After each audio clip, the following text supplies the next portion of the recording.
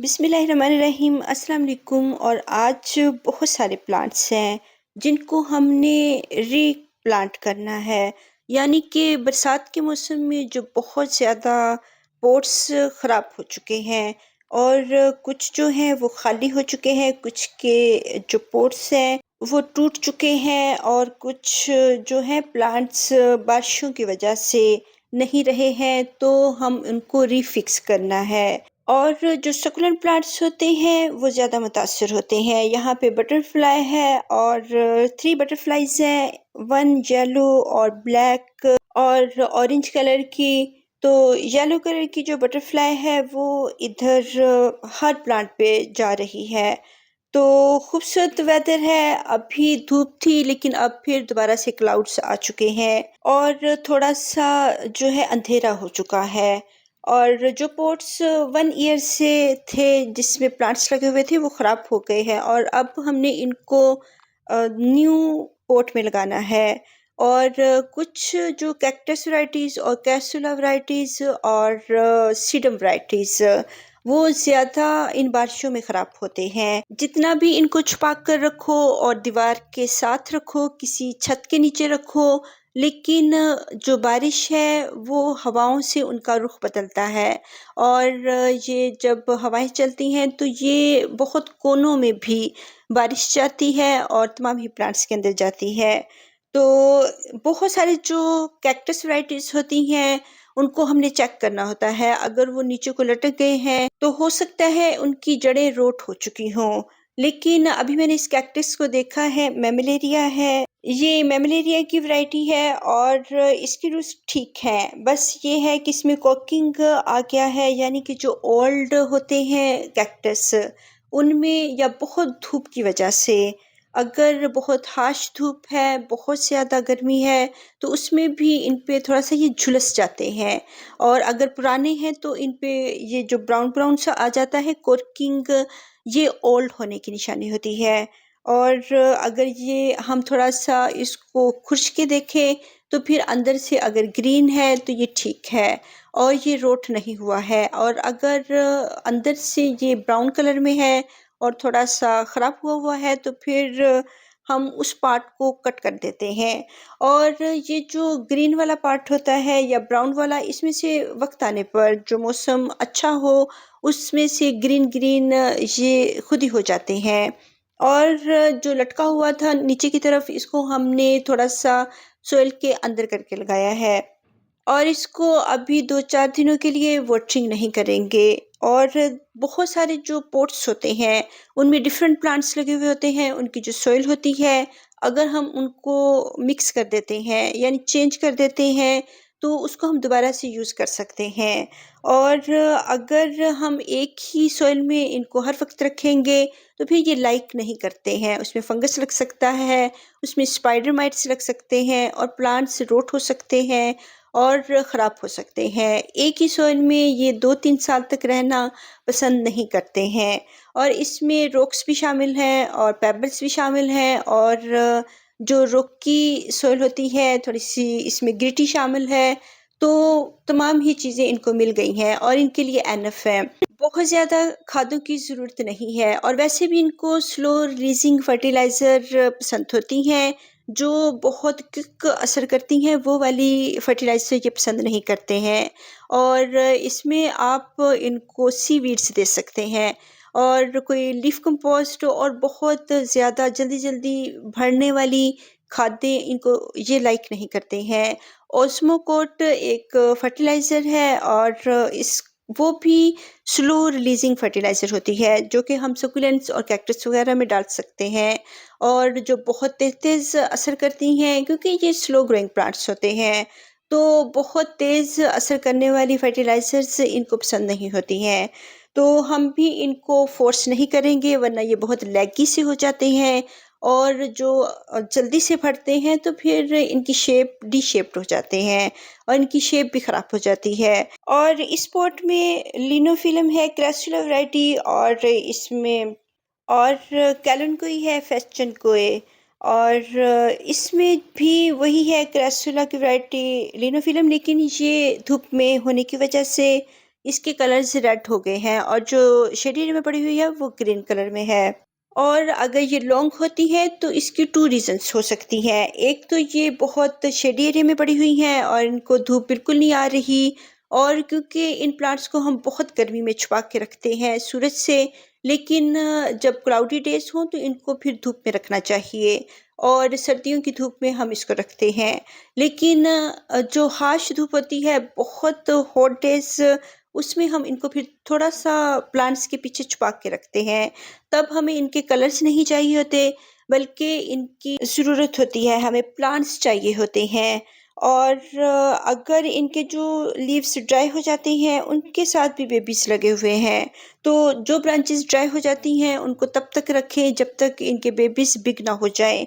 और ये एक लीफ से भी इनकी प्रोपगेशन होती है और वन ब्रांच से और कटिंग से भी, और बहुत सारे इनके ऑफसेट भी निकलते हैं। तो उनको भी यानी रूट से ये जो है प्रोपगेशन भी करते हैं। तो उनको भी हम सेपरेट करके रूटेड प्लांट्स को भी दूसरे पॉट्स में लगा सकते हैं। और जो मेरे बहुत सारे पॉट्स खाली हो चुके हैं क्योंकि कुछ इन्होंने सख्तियाँ बर्दाश्त की हैं मौसमों की, बहुत धूप, बहुत अब बारिशें, और इसमें कुछ ये लीव्स सूरज से बहुत सनलाइट से ड्राई हो जाते हैं। तो कुछ जो है बारिशों की वजह से अपनी रूट्स छोड़ देते हैं, गल जाते हैं और रोट हो जाते हैं। तो इनको रीफिक्स करना बहुत ज़रूरी होता है, और अगर हम इनको रीफिक्स नहीं करेंगे, इनकी कटिंग्स नहीं लगाते रहेंगे, तो फिर ये आइंदा आने वाले दिनों में हमारे गार्डन में नहीं रहेंगे।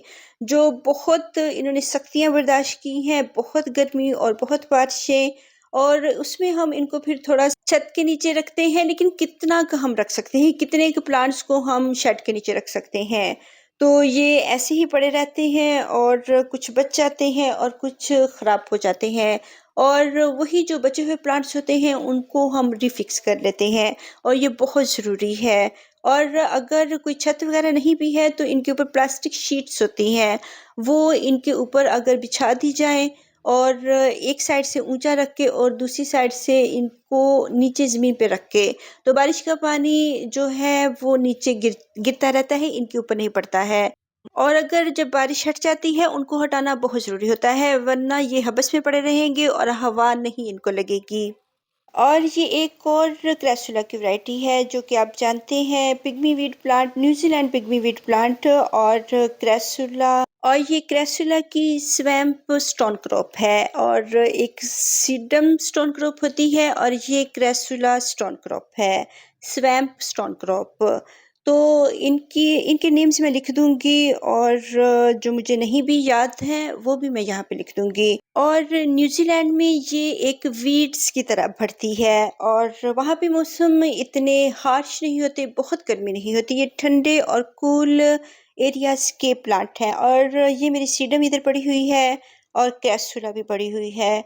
तो बहुत सारे प्लांट्स जो हैं हम धूप में रखते हैं, सीडम को हम धूप में नहीं रखते हैं। उसको बस अर्ली मॉर्निंग की धूप ही चाहिए होती है, बहुत लाइट सी, वरना वो बर्न होनी शुरू हो जाती है।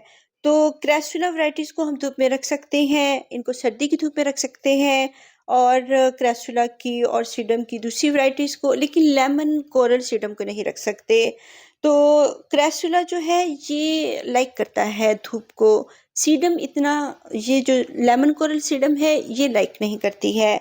जो दूसरी वैराइटीज़ हैं उनको हम सर्दियों की धूप में रख सकते हैं, और क्लाउडी डेज़ हैं और कभी-कभी धूप आ रही है, तो इनको हम, जो ये वैराइटीज़ हैं इनको धूप में रख सकते हैं। बहुत हार्श धूप में फिर हम इनको प्लांट्स के पीछे छुपा के रख देते हैं।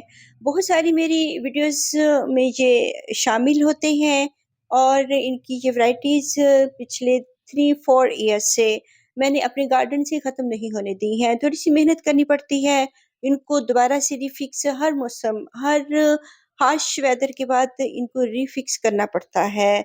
और आप देख रहे होंगे बहुत सारे जो पॉट्स हैं वो खाली हो चुके हैं, और ऐसे ही इनको हमने रिफ़िक्स करते रहना है। इन पॉट्स को अगर 1 ईयर हो चुका है, तो फिर हम इनकी जो सॉइल है वो भी चेंज करेंगे। लेकिन अभी इनको 1 ईयर नहीं हुआ है, तो बरसात के मौसम में इसमें ये जो अम्ब्रेला पाम है, इसके सीड्स भी गिरे हुए हैं, छोटे-छोटे से टाइनी-टिनी से इनके बेबीज़ निकले हुए हैं। और इनको हम निकाल देंगे क्योंकि जो अम्ब्रेला पाम है वो बहुत जड़ें बनाने वाला और बहुत फैलने वाला प्लांट है, बल्कि ये ग्रास है और ग्रास को हम इसमें नहीं रहने देंगे। उसने उसकी हैबिट है फैलने की, तो उसने फैलते ही रहना है। और ये अम्ब्रेला पाम के जो सीड्स हैं वो गिरे हुए हैं स्टोन क्रॉप, सीडम स्टोन क्रॉप में और मैकिनोई मैक्सिम में। और सीडम स्टोन क्रॉप में बहुत ज़्यादा वैराइटीज़ होती हैं और ये है वोकेंसियाई। और वोल्केंसियाई ये क्रैसुला की वैरायटी है और इसके भी कलर रेड हो जाते हैं और इसके जो लीव्स होते हैं उनके बहुत अच्छे जो टेक्सचर होते हैं, डिज़ाइन होते हैं और इनमें बहुत सारे कलर्स होते हैं। खूबसूरत वैरायटी है ये भी क्रैसुला की और क्रैसुला में बहुत ज़्यादा वैराइटीज़ हैं। तो ये भी हम धूप में रख सकते हैं, लेकिन बहुत हार्श धूप में ये भी बर्न होना शुरू हो जाती है।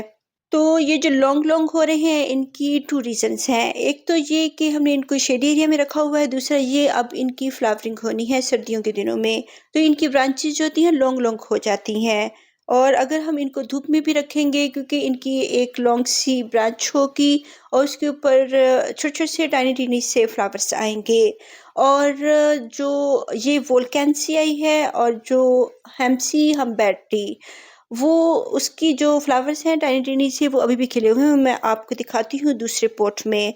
तो ये सक्युलेंट है, ज़्यादा सक्युलेंट है क्योंकि इसको अगर हम बारिशों से नहीं बचाएँगे तो फिर वोल्केंसियाई हमारे गार्डन में नहीं रहेगी। इसको इसलिए ये थोड़ी-सी रह गई है क्योंकि ये बहुत ज़्यादा पानी में हर साल बरसात के मौसम में बिल्कुल ख़त्म हो जाती है। तो एक वक़्त था जब ये मेरे गार्डन में बहुत फैल चुकी थी, लेकिन फिर मैंने इसकी केयर नहीं की और ये आस्ता-आस्ता पता ही नहीं चला कि कब ये गार्डन से गायब होना शुरू हो गई। तो फिर इसको मैंने थोड़ी-सी जो रह गई थी उसको सेव किया है। तो इसको हम लीफ से भी ग्रो कर सकते हैं, छोटे-छोटे ब्रांचेज़ से भी कर सकते हैं और 2-3 नोड एरिया से भी इनको ग्रो कर सकते हैं। और अब हम इनको सेव करेंगे और बारिशों में नहीं रखेंगे। धूप आ रही है या नहीं आ रही, लेकिन इसमें पानी बहुत ज़्यादा नहीं होना चाहिए।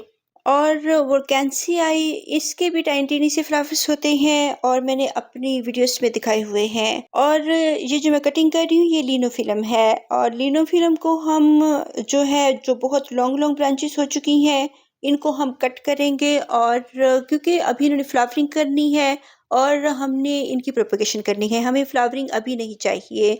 और ये तमाम ही सर्दियों में फ्लावरिंग करते रहते हैं, नवंबर से शुरू होते हैं, दिसंबर, जनवरी, फरवरी, मार्च तक। और बाज़ औक़ात अगर अच्छा सा मौसम हो तो अप्रैल में भी इनकी ब्लूमिंग होती रहती है और बाज़ औक़ात तो अगस्त तक। अभी भी बहुत सारे जो प्लांट्स हैं कैसुला की, ये जो वैरायटी है हम्बेर्टी और हेम्सियाई, क्योंकि अगर ये ग्रीन होती है तो हेम्सियाई है और अगर रेड हो जाती है क्योंकि इसके 2 कलर्स होते हैं, तो इनके फ्लावर्स के कलर भी सेम ही होते हैं और इनके लीव्स भी सेम ही होते हैं, हेम्सी और हम्बेर्टी के।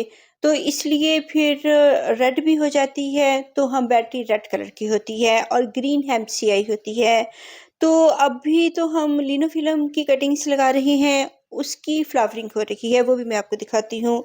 तो इन तीनों के ही नेम्स मैं लिख दूँगी, वैसे मैंने बहुत सारी वीडियोज़ में इनके नेम्स लिखे हुए हैं और इनकी कटिंग्स लगाते रहें। अगर हम इनकी फ्लावरिंग चाहते हैं, तो फिर इनको लॉन्ग जाने दें और फिर इनकी टिप्स के ऊपर फ्लावर्स आएँगे छोटे-छोटे से, टाइनी-टीनी से और खूबसूरत से।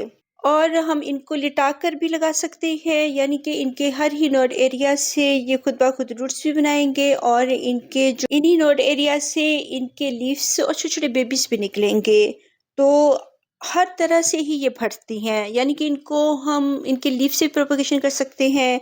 इनकी अगर ब्रांचेस को वर्टिकली नहीं लगाते हैं और हॉरिज़ॉन्टली लगाते हैं, तब भी ये जल्दी लटाकर भी लगाते हैं, तब भी इनके नोड एरिया से ब्रांचेस भी निकल आती हैं, छोटे-छोटे बेबीज़ निकल आते हैं और यहीं से इनकी रूट्स भी बन जाती हैं। और कैसुला और कुछ सीडम की वैरायटी सेम हैबिट की होती हैं।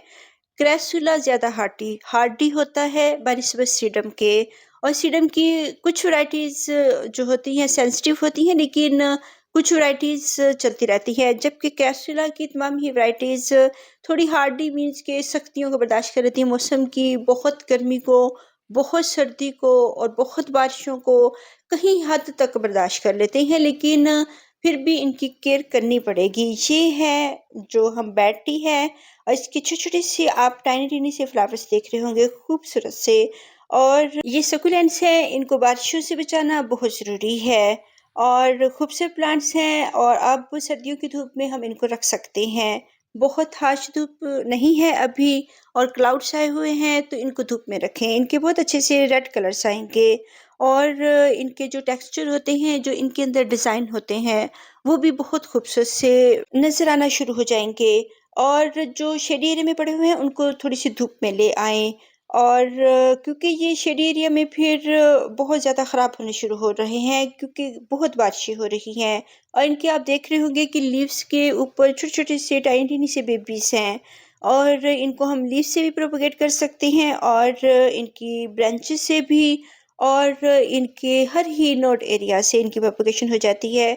छोटी सी छोटी कटिंग भी चल जाती हैं और अगर इनको ऐसी सोइल के ऊपर रखो तो तब भी ये चल जाती हैं। अब मौसम बहुत अच्छा सा हो रहा है और ये है कैलेंडुई फेस्टुनकुई और अगर इसको भी धूप में रखेंगे तो इसके बहुत सारे कलर्स और इनके टेक्सचर नज़र आएँगे और खूबसूरत प्लांट्स होते हैं। अगर आप इनकी केयर नहीं करेंगे तो ये फिर आपके गार्डन में नहीं रहेंगे। तो यहाँ पर मेरा बहुत सा काम है और मैंने करते रहना है और अब वीडियो मैं और नहीं बना सकती हूँ।